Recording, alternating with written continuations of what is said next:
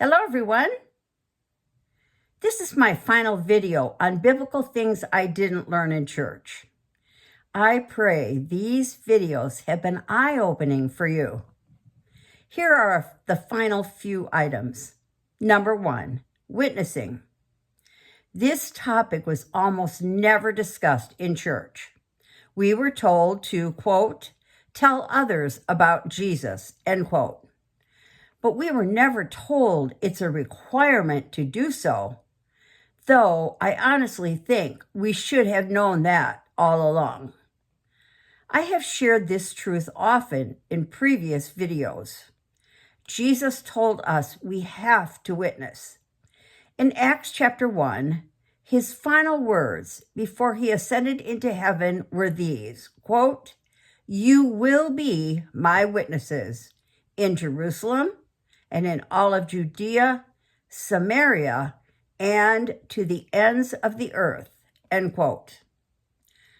I believe the reason we ignored these words because we thought he was speaking only to the disciples.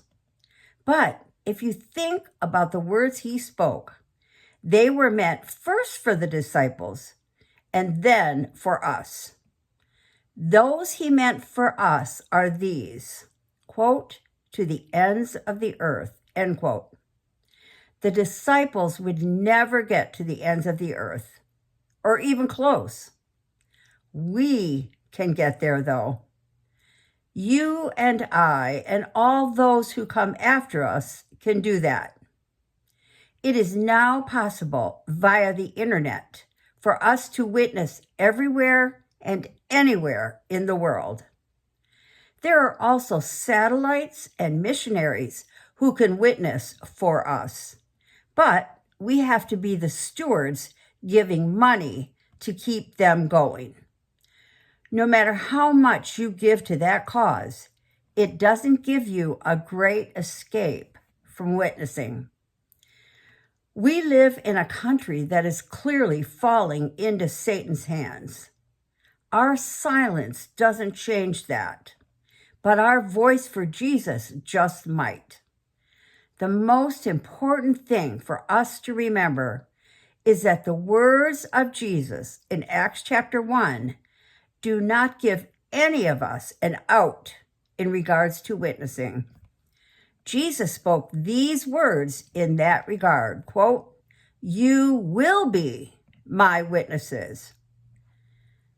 He doesn't say if you have the courage to do it, if you feel like doing it, etc. He simply said, you will be. Witnessing, then, is a requirement, and few do it. Hopefully, that recognition will make us stop and realize we have no choice but to witness. I never heard any of that in church. Number 2, assisted suicide. As you hear those words, you might be saying, wait a minute, there's no such thing as assisted suicide today. Dr. Jack Kevorkian, who brought this idea forward, has passed away, and so has his choice. Unfortunately, that is not true.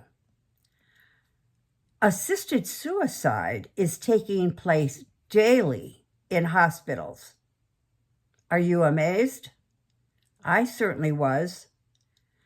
The way they're doing it now sounds so right and so humane. Done on the elderly, many, including family members, agree to it, without giving a thought to the fact that this is definitely assisted suicide under the guise of compassion. Here's how it happens. An elderly person is brought to the hospital. Doctors say, your loved one can't get better. Kidney failure is evident, and they have many other problems, so they cannot be saved. But we can help them. We will give them a pill to place them in a coma-like state, and then we will slowly stop the heart with medication. They will then transition to heaven peacefully. These are, of course, not the exact words they use. They're better at it than I am.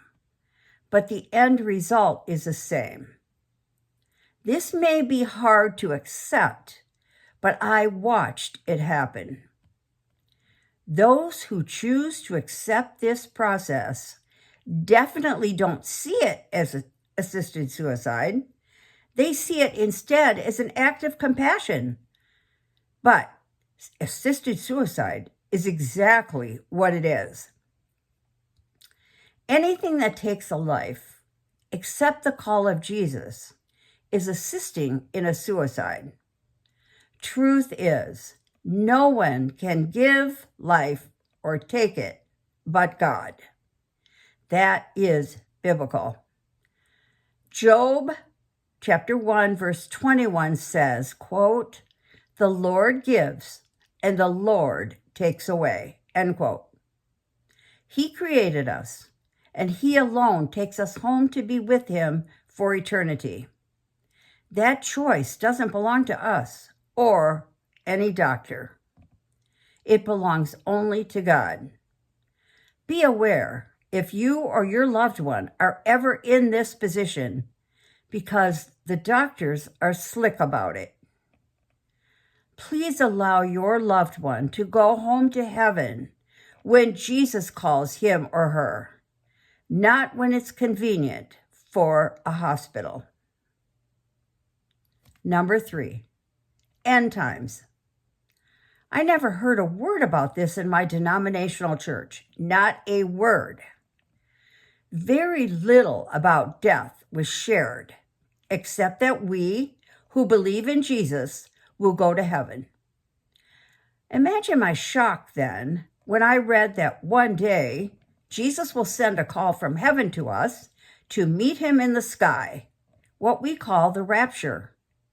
Following that, there will be 3.5 years of horror called the tribulation. Then all of Jesus' followers will return to earth with him to fight the battle of Armageddon, where Satan will be defeated. Since I never heard any of this in church, but instead read about it on my own in Revelation, as well as other places in the Bible, it was a real shock to me. I couldn't imagine why I heard nothing about this in 50 years in church.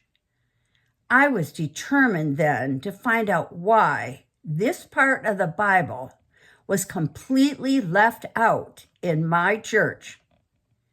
It might be left out in your church too. When I began this series a month ago, I promised that at its end, I would explain why I wasn't taught all these things in church. Today is the end of the series, so let's take a look at the reasons. First, denominational pastors are indoctrinated in seminary into the beliefs of that denomination. I want to read that again because it's very important. Denominational pastors are indoctrinated in seminary into the beliefs of that denomination. I know this because I researched it and I wrote a book about it. The Bible isn't the most important thing in seminaries. The beliefs of the denomination are the most important thing. This may be very hard for you to believe, but it's true.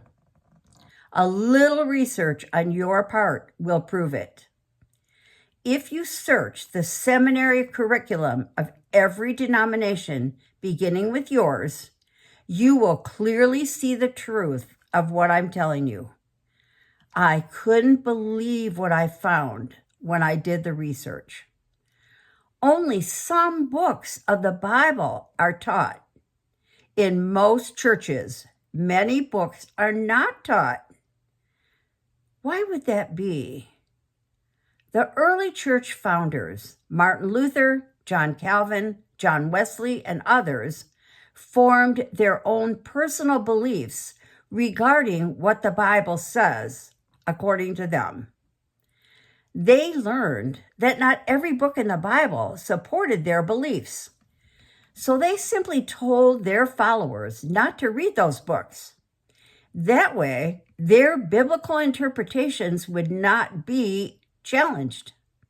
Martin Luther removed 4 books, Hebrews, James, Jude, and Revelation, and parts of others, including 7 chapters of Esther and 66 verses of the 3rd chapter of Daniel from the Bible, and told his people not to read them.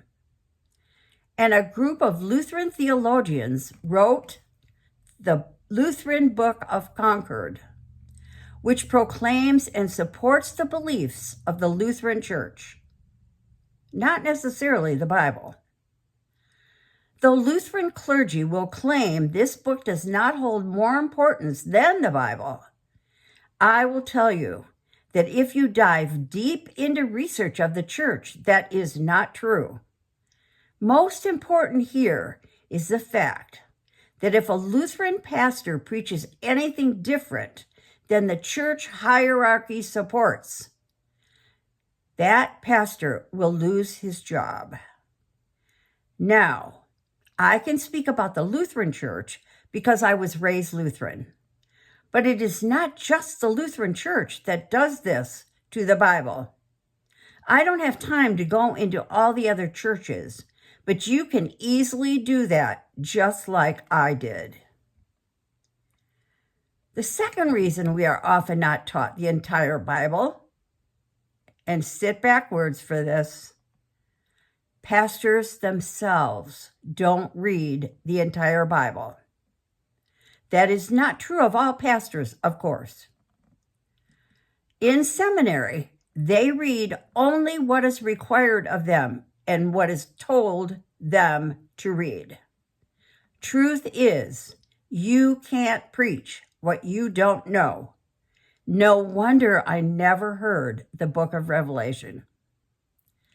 How can any pastor not read in its entirety the only book God wrote? Worst of all, we, the congregation members, also don't read the entire Bible. We simply believe everything we hear in church, and we never question what we hear because we don't know enough to question. We are truly the sheep Jesus talked about. After reading the whole Bible, I now question pastors all the time. That doesn't make me popular, but it is what God expects of all of us, not just me. I was absolutely shocked at what was in the Bible when I read it that I never knew or heard. That should never have happened to me.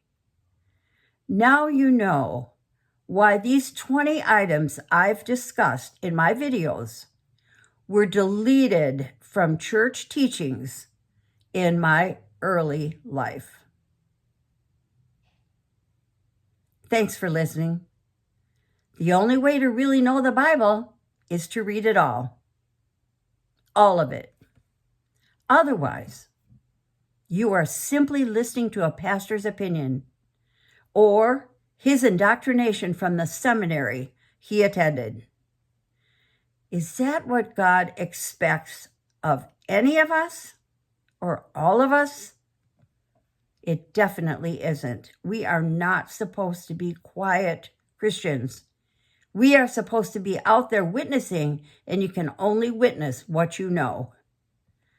Please read all of the Bible.